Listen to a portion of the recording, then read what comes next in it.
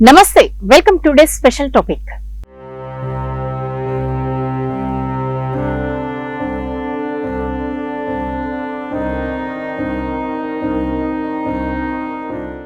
కొన్ని విషాద ఉదంతాలు మరచిపోదామన్నా మన నుంచి వేరుపడవు.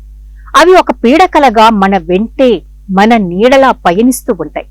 వాటి తాలూకు విషాద ఘటనలు ఎప్పటికీ కళ్లకు కట్టినట్లు కనపడుతూనే ఉంటాయి. వాటిని మహావిధ్వంసాలు అంటారు. ప్రపంచాన్నే వణికించిన మహావిధ్వంసం సునామీ. ఈ పేరు వింటేనే 2004వ సంవత్సరం గుర్తుకొస్తుంది. 2004 డిసెంబర్ 26వ తేదీన, అంటే సరిగ్గా ఈ రాటికి 20 ఏళ్ల కిందట హిందూ మహాసముద్రం సృష్టించిన అల్లకల్లోల భయంకరమైన దృశ్యాలు నేటికి ప్రపంచం ముందు నిలిచాయి. సరిగ్గా ఈ వాల్టికి 2 దశాబ్దాలు. అసలు 20 సంవత్సరాల కిందట ఏమి జరిగింది? నష్టపోయిన వాటిని నేటికి పరిపూర్ణంగా సమకూర్చుకోగలిగామా అన్న విషయాలపై స్పెషల్ స్టోరీ.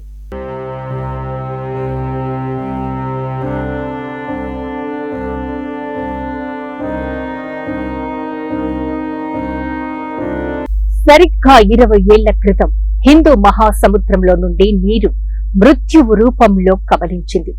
ఒక్కసారిగా ఆ సంద్రాన్ని దాటి భువిపైకి చేరింది ఉప్పెన. దాదాపు 2,30,000 మందికి పైగా సముద్రుడు తనలో కలుపుకున్నాడు. అంతులేని విషాదాన్ని మిగిల్చాడు. 2004 డిసెంబర్ 26వ తేదీన దక్షిణ మరియు ఆగ్నేసియాలలో అనేక దేశాల తీరాలను తాకిన సునామీ తదుపరి పరిణామాలు హిందూ మహాసముద్రమంచున అపారమైన విధ్వంసం, నష్టానికి దారులు తీశాయి.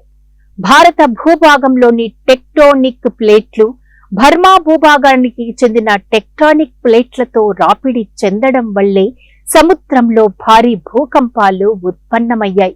దీని ఫలితంగా సముద్రపు అలలు సుమారు 30 మీటర్ల ఎత్తుకు ఎగిసిపడి తీర ప్రాంతాలని ముంచివేశాయి. ఈ విపత్తు వల్ల ఇండోనేషియా తీవ్రంగా నష్టపోయింది. శ్రీలంక, భారతదేశం, థాయిలాండ్ దేశాలు తీవ్రంగా దెబ్బతిన్నాయి. ప్రపంచంలోని అతి భీకర పెద్ద విపత్తుగా అభివర్ణించారు.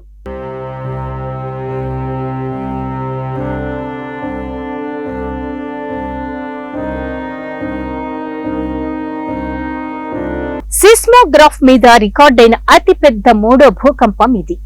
భూమి ఇప్పటిదాకా ఏ భూకంపంలో గుర్తించనంతగా 8.3 నుండి 10 నిమిషాల పాటు భూమి కంపించింది. భూగ్రహం మొత్తం 1 సెంటీమీటర్ మేర వణికింది. ఈ భూకంపం పరిమాణాన్ని మొదటగా 8.8గా ప్రకటించారు. కానీ పలు పరిశోధనల తర్వాత 9.1 నుండి 9.3గా నిర్ధారించారు.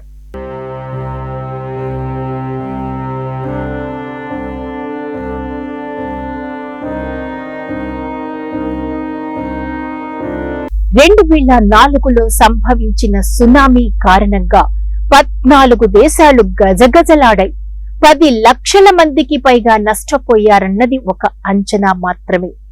ఎంతో మంది నిరాశ్రయులయ్యారు. ఎంతో మంది జీవనోపాధిని కోల్పోయారు. కూడు గూడు పోగొట్టుకుని అతి దీన స్థితికి చేరుకున్నారు. ఈ పరిస్థితిని అధిగమించడానికి ప్రపంచమంతా ఏకమైంది.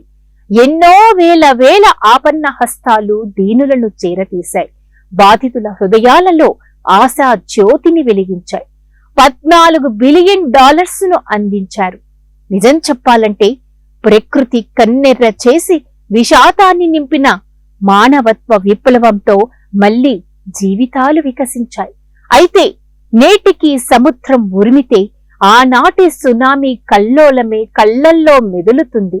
అండమాన్ నుండి ఆంధ్రప్రదేశ్ తీర ప్రాంతాలన్నీ విలవిలలాడిన క్షణాలను ఒక్కసారి గుర్తుకు తెచ్చుకుంటే హార్ట్ బీట్ పెరుగుతుంది. తీర ప్రాంతాలలో ఉన్న మత్స్యకారుల జీవితాలు పూర్తిగా తుడిచిపెట్టుకుపోయింది సునామీ.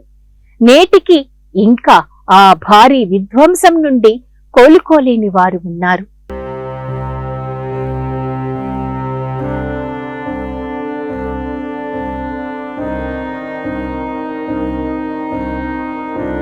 లక్షల సంఖ్యలో మరణాలు, వేల మంది నిరాశ్రయులు, ఉపాధి కోల్పోయిన అభాగ్యులు, మొత్తానికి ఒక్క ఘడియ పాటు ప్రపంచమంతా చీకటిలోకి జారిపోయిన క్షణాలు. ఆ దృశ్యాలను, ఆ సంఘటనలను తలుచుకుంటే గుండె బరువెక్కుతుంది. ప్రకృతి ప్రకోపానికి తిరుగుండదని అర్థమవుతుంది. ఏది ఏమైనా గత కాలంలో జరిగిన ఈ సంఘటనల ఆధారంగా భావి తరాలను కాపాడుకునే ప్రయత్నం దిశగా మన అడుగులు పడాలి. ఇది ఇవాల్టి స్పెషల్ స్టోరీ. మరొక స్పెషల్ స్టోరీతో మీ ముందు ఉంటుంది మన Telugu TV news. Until then keep watching మన తెలుగు టీవీ న్యూస్.